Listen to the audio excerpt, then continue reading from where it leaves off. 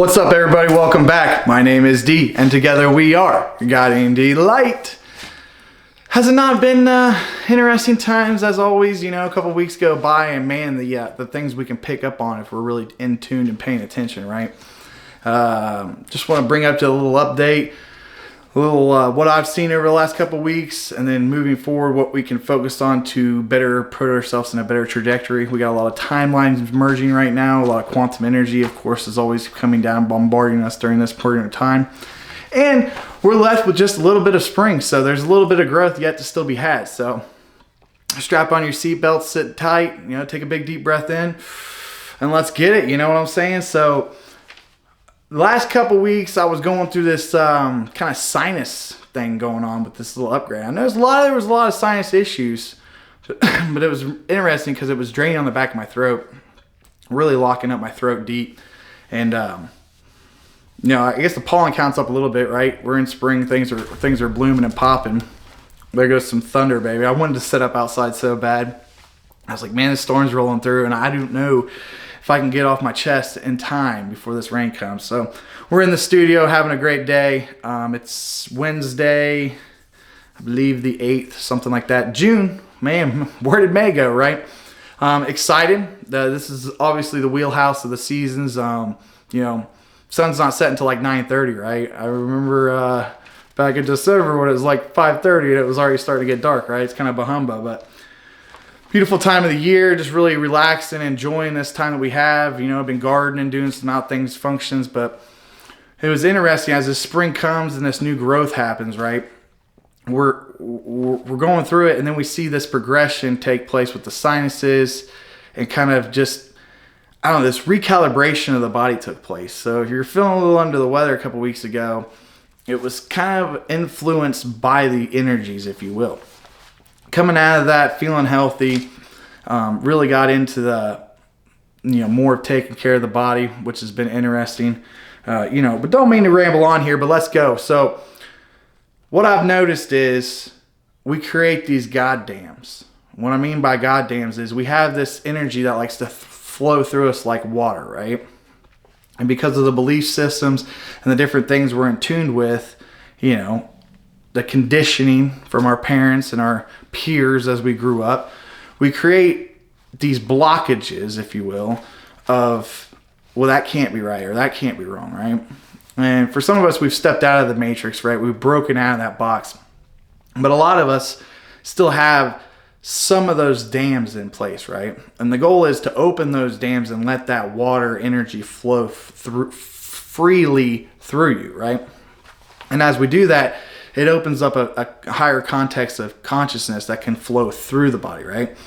You know, think about it this way. If your hole's this big and stuff's trying to flow through it like the funnel, right? If your funnel, the bottom of your funnel is only so big, only so much can flow through the funnel at a time. So as we expand ourselves, as we turn our DNA on, as we upgrade ourselves, as some like to call it, activations, you know, that allows that funnel to become bigger, right? And I don't know if you've ever paid attention, but if the size of the hole in the funnel is bigger and the amount of water or energy coming into it, if it's got the bigger hole, it makes a spiral, right? It vortexes out of the funnel. Whereas if you got a smaller funnel and your viscosity, the thickness of your energy, isn't is thicker than what the you know, like oil pouring it through a funnel. If that funnel hole's smaller, right, that energy is still going to trickle through, but it's just like a pool of energy just sitting there falling, right? It's not that great vortex that we desire. So, I mean, keep that in mind. It's like, well, we got to open up these goddams, right? We got to break the goddamn dams down. Maybe that's too many dams for some of you, but stay with me. So, as we come into new truth, right? As we escape the matrix, as we allow ourselves to receive new information, we're breaking these goddams down. As the flow becomes greater, now, you know, one thing is energy can be greater, expanded through us, but in the same sense, we can deplete our energy faster because the flow is flowing through us faster. And some of us don't generate the life force energies as some of us who put in the work, right? So I like to, if you escape the matrix, right? You're in this box program system. If you escape that system, you become more in tune to let more life force energy through you, which in general allows you to create your own life force energy, right? So that's what I've been noticing. We just got to break down these goddams, right? So the water can flow. Be in a natural flow of the now, right? So when we get into these higher states of consciousness, we come into that now moment, right? And we let that now moment flow through us, right? I think it's great to go higher consciousness and really put ourselves up in the sky. But personally, when I get there, I don't want to get anything done, right? I just want to react. I just want to be, right? And there's times in my life, especially with the family and everything going on, where I have to be the man of the energy, right? I have to direct. So I have to, I can't always be up in the clouds because I have to, put things in motion down here so action happens, right? Because action is important. If we sit back and do nothing, nothing's going to happen. That's key to remember. But as we open up these natural flows, we become more in that now presence, right? And we're more acceptance with being in the now. So we're more acceptance of being who we are, right? And I think that's another pushback too because of the social conditioning, I'm weird. I talk about stuff, esoterical beliefs that nobody else does, right? We need to kick all that out because that's just distraction and limited thoughts, beliefs. Empower yourself to know that you are magnificent and that you came here for a defined, divine reason. Having a little trouble spitting this all out today. Another thing I like to extend, so we pick up energy, we flow through, and then new things come up for us to work through, right? Especially going through the Akash and some of these past lives, but not also some of the blood trauma and some of the traumas that are associated with, our lives, right? And a good way to put it is we're trauma cycle busters, right? So as we break these trauma cycles, more trauma cycles are going to emerge. Eventually, you clear the karma wheel, your trauma cycles go away, life becomes beautiful, and it's just, it's like, bam, right? Well, wow. So that's where we're getting at, but it's important to understand and know that you are a trauma cycle breaker. And as you break trauma cycles, more trauma cycles are going to present themselves to be broken. As you break those, you not only heal yourself, but you heal all the trauma and the individuals that are tied to that trauma. So you're doing a collective healing by working on yourself, right? So you want to heal the world, heal yourself. How many times have you heard that, right? Ooh, yeah, think about that. So if I'm a trauma cycle breaker and I break trauma cycles for myself to heal, I'm also healing others, right? You're opening and expanding into that space. So important to understand, important to learn. So I work with quite a few array of people out there. Obviously, when I first got into doing healing sessions and stuff, I was like, I want to show everybody this shamanic guidance of the galactic universe, right? And really show people how expansive our energy is and how much it can travel through the universal planes of existence. But also, it creates more of a humbleness, and it was exciting for me because I was learning and I'm putting things together, and it's like they're seeing the same thing I'm seeing. This is great. But in the same sense, what I had to remember is it's important not to let people live vicariously through those experiences, right? We want the experiences, but we also want to create our own. So instead of taking everybody way up to that God source eye, right, that golden eye, the oversoul, and letting them feel that power in it, it's like, okay, let me get an understanding of where you are at energetically, and let's build the foundation. So when you reach up to that oversoul consciousness, you can obtain it without losing your structure, right? So we work on a lot of foundational principles, especially, the emotional, mental, and physical body. And then we bridge into the light body. One little tad bit about the astral body, just stay out of the astral body. Unless you got to check on somebody physically or do some psychic practice to where you need to know something, it's best just to stay out of the astral body. Why? The astral realm has been created ever, before the Earth was even created. So the lineage in that and the depths and the energies of that combined, it's pretty vast. But in the same sense, if your astral body gets fractalized out of your body core set, it's going to be harder to pull all of your chords back together, right? Because we want the oneness. We want all the chords to be up and down. We want all those aspects together, right? And that's a hard concept for some of you who are just starting out on this journey. What you need to know is you got your right side that is the knights, right? The dark side, but in the same sense, it's your knights in shining armor, right? Not all knights are bad. And then you got your left side where your heart's located. That's your love. That's your light. And it's important to know that you got these different branches as you go up, right? And it widens as you go up. So as it widens when you go up, it's more important to pull that into center, right? To keep all that balance. So with all that being said, we keep all that balance. We're coming in. But like I said, there's certain people who we work on bilocating, right? Okay, we've created the foundation. Now we can be in here. We can get in our light bodies. We can shoot up, and we can bilocate. But first of it comes to location, right? So we get the location, then we go to bilocation. We go to trilocation. And when you get to trilocation, that's being in 3 physical states simultaneously, right? That's your multidimensionality, right? And not everyone I've worked with is at that state. And it's fine, right? We all progress in different manners and we all have different talents, right? But in the same sense, what I've seen from my practices, if we build the foundation, right, when they go to their locations, there's more of a greater understanding, which builds more of that lattice of that antenna, so that they can bilocate, they can trilocate, and really put themselves consciously in a higher state and get outside the mind, the physical and the emotional, so that all that can heal, right? But with that being said, some of us are still working on the foundational principles of our energetical bodies, of our energetical makeup, right? We're still trying to pull in some of our aspects, our essence. We're still working with some guides. We haven't really fine-tuned it into you, into me, right? Which is interesting because when you're still in that box, you're still in the matrix, you're still in that control set program, you can't locate yourself out of the box. But wait a second, I can have thoughts that I'm out of the matrix, which is true, and that's what builds upon you cracking the jack in the box, right? Escaping Pandora's box. But in the same sense, we're still within a box framing system.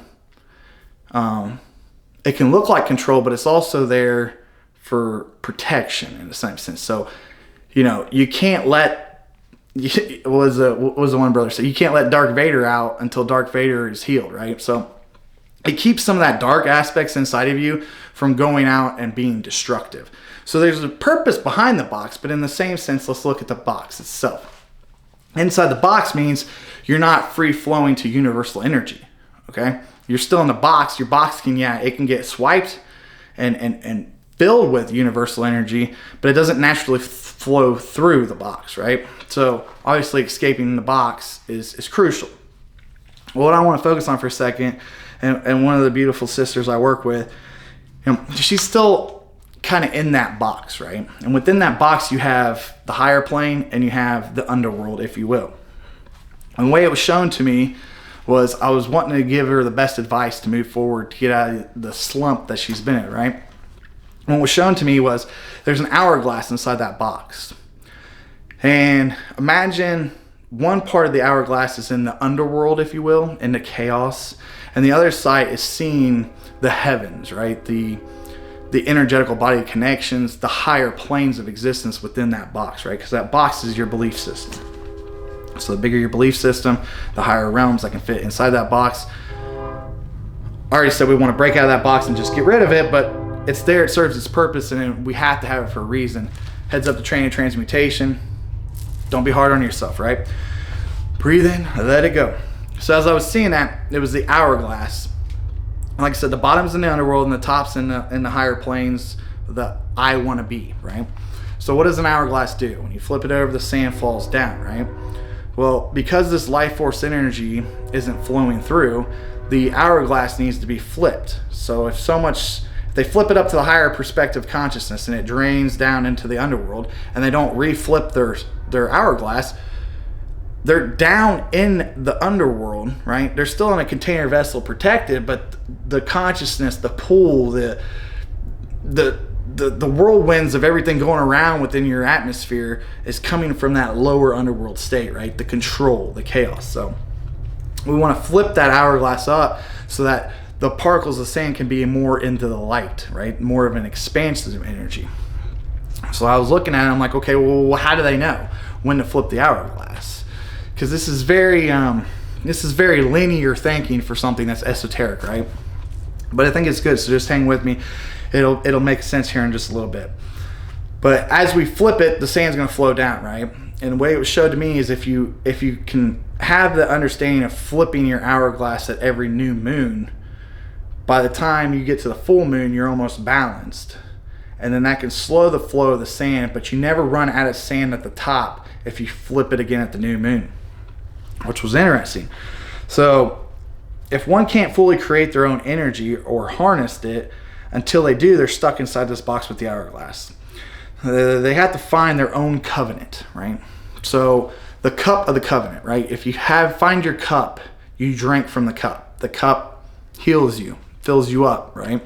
But in the same sense, when you hold your cup there, it's filled up, by the universe, if you will, and that cup overfills forth, right? So as the cup overfills, it replenishes your energy inside your body. So if you're not always drinking from the cup, you always have a reserved dripping down into you, right? No need to flip the hourglass. So that's coming out of the matrix, finding that covenant, or that, the cup, not the ark, but the cup. The ark's something different, kind of related to the Merkaba. But if we think about that and what great details that we have in this life, we always portray that that's a physical item, right?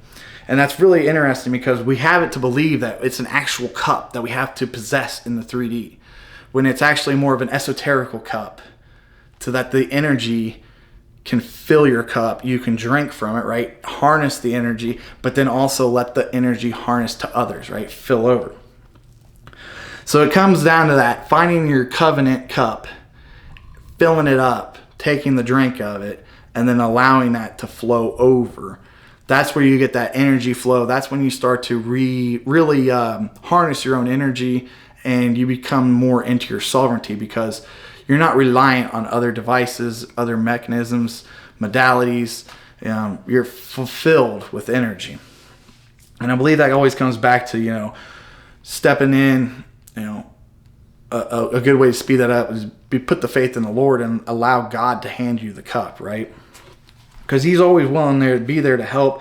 A lot of people don't want to help, but that's a different story. So, but if we believe so hard it's a physical 3D thing, right? We got Indiana Jones, and then what does the Bible say, right? And then a lot of people want to teach the Bible that this was an actual artifact, right? When really it's an esoteric belief. So, if you find your cup, fill it up, drink from it, and that helps you get out of the box. But I found that really interesting, and just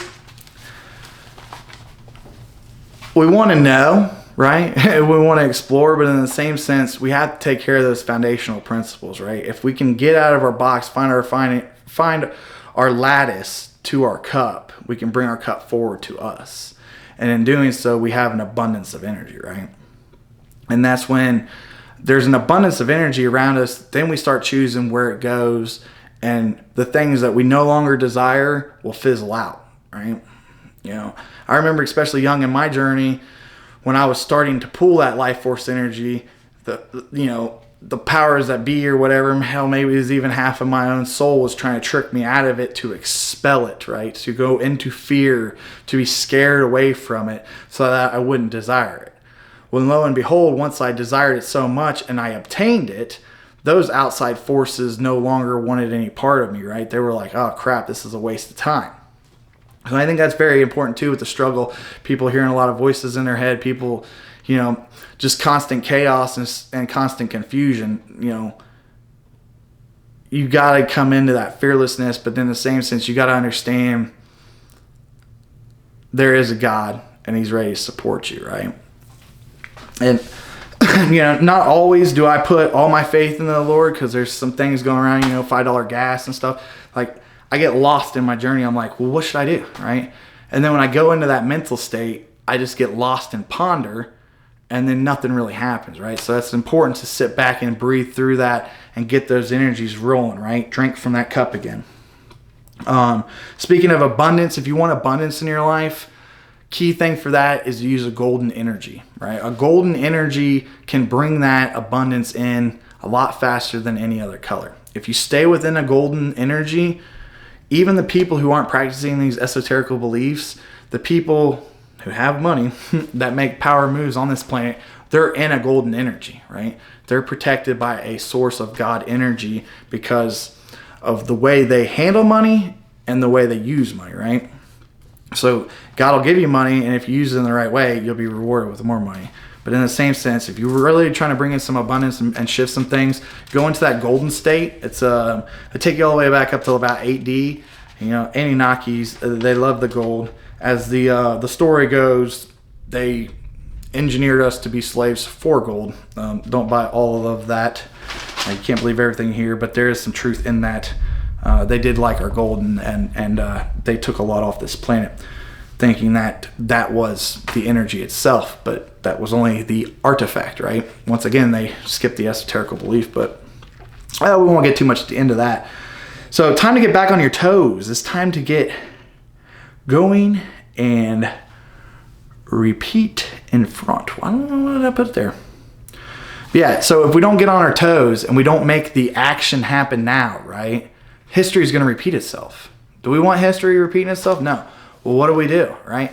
And I've been constantly asking this question for the last 3 weeks. Like, what do? And they're like, well, just focus on yourself, keep healing yourself, and be purified in your own, right? Remove the addictions.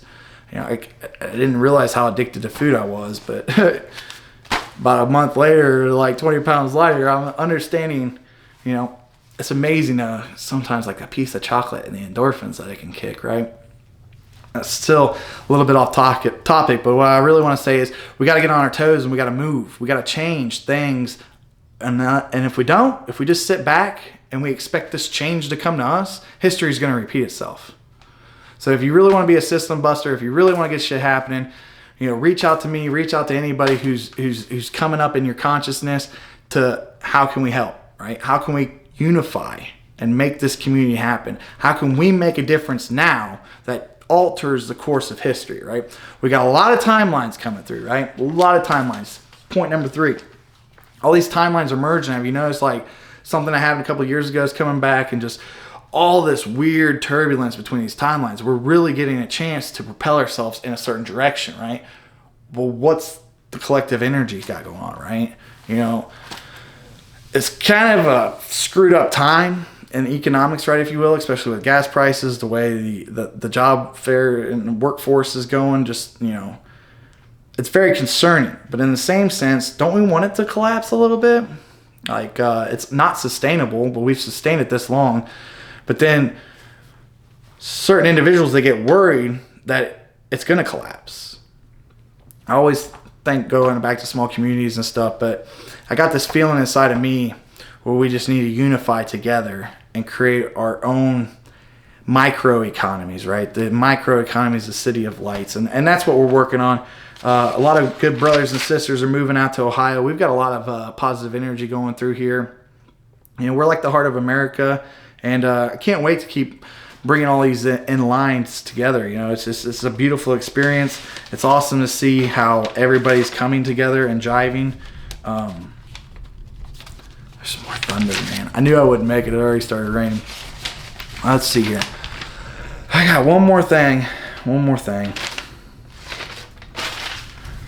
Okay, so what we want to do is in this time is not to focus on what we can't control, right? I've always said focus on what you can control, right?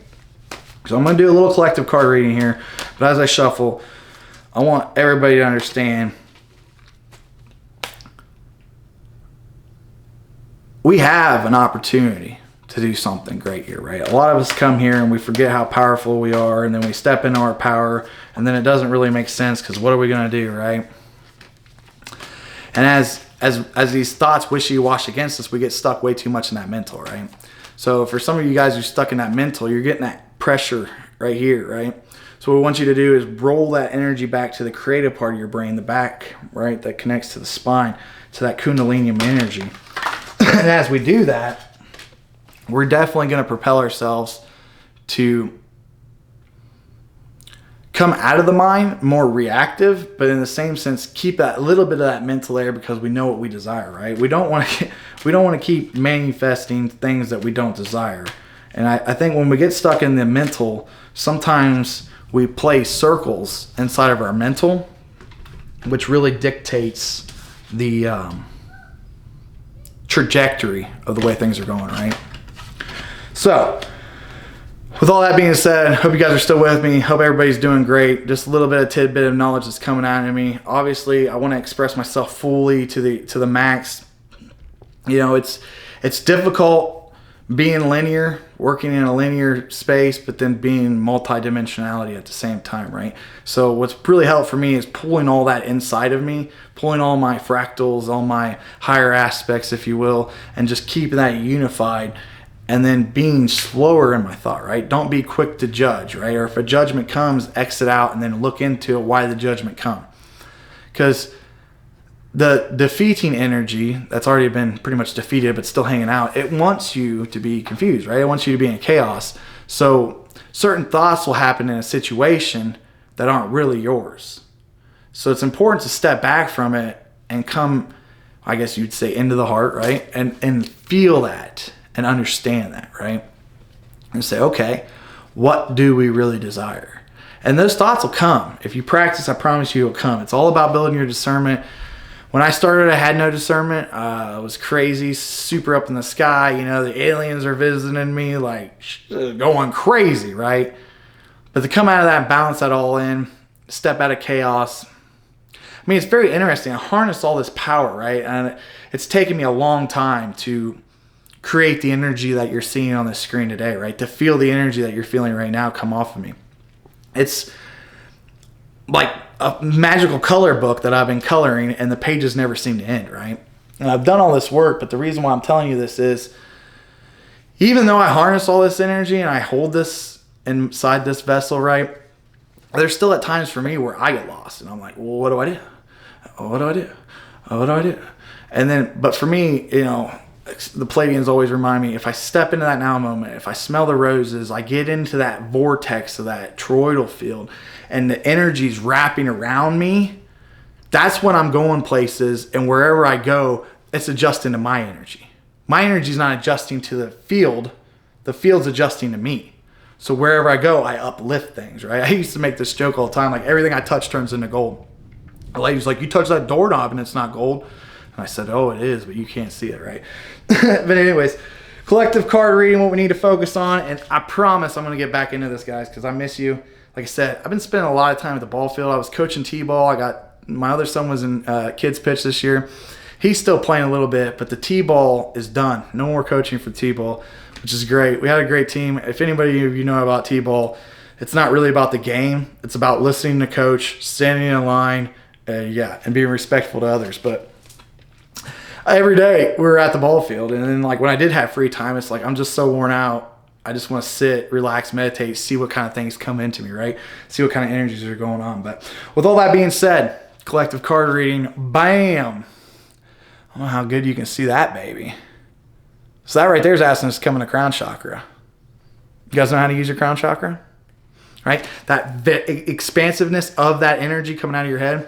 The way I like to see it is it's like a gates. It's folded in, and then when you turn your crown on it, right, you got your crowns. So, okay, my crowns are open. I'm open to receiving. Go ahead, open. Feel the tingle.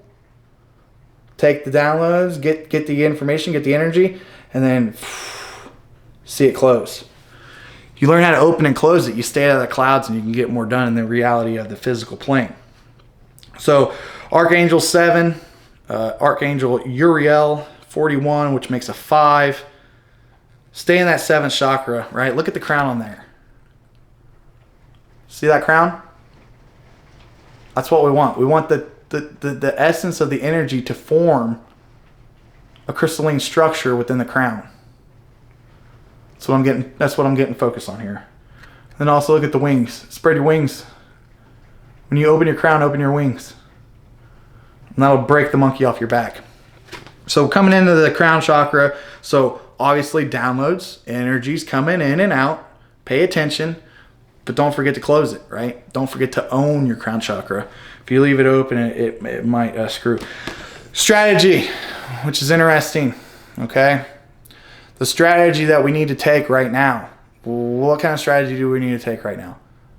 Where do we want to be? How do we see ourselves? What community do we want to be in? Where do we want to live? What excites us? Finding these things out is going to allow the universe to divinely put you in those opportunities to make those come true. If you're like, well, I want this, and then I want that, and then, oh, it'd be nice to do this too. And I'm guilty of this myself now.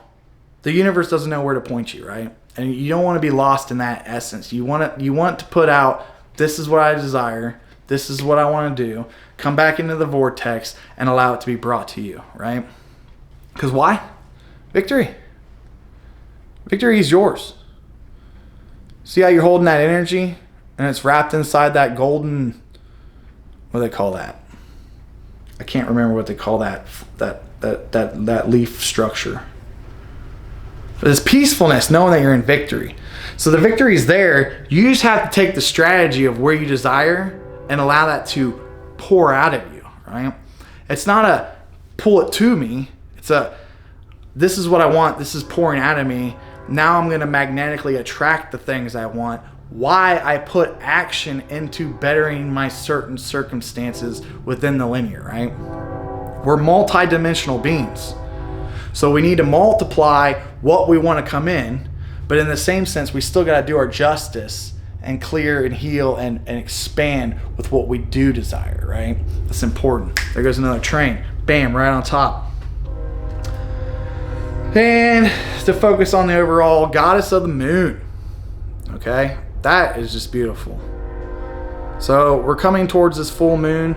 We're really stepping into that abundance. We're going to bring that energy into us. We have to keep the goddess of the moon in line. So, with all that being said, if we're not expanding our crown chakras up, we're not pulling this energy down to help strategize what we most desire, and then taking it into achievement and victory, we're losing the goddess of the moon. We're forcing this awesomeness away from us.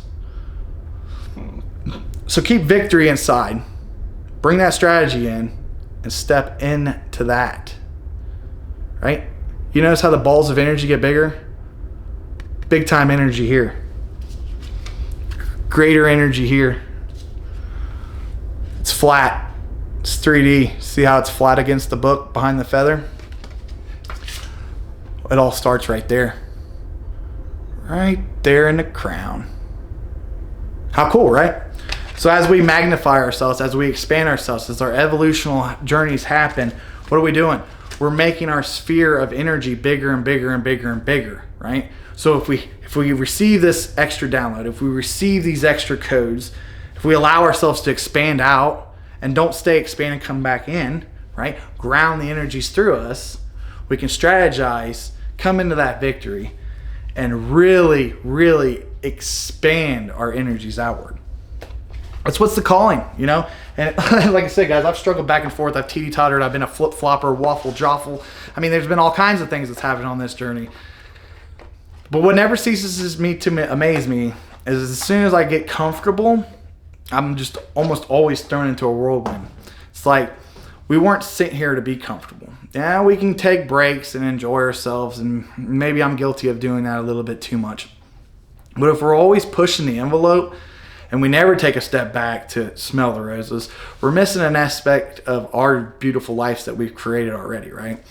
I saw it the other day is, you know, people get so much caught up on this self-healing, self-love journey, which is, I'm a pro at all of it, you know, at going too hard, right? We forget the beautifulness that's in our lives because we're constantly looking at getting something greater, right? You know, for me, just recently within the year, it was like I want a nice F-150 Lariat. I want it all decked out, glass sunroof, right? And it was the desire that was burning deep inside of me, right? I put it out there, manifested it, I got the truck.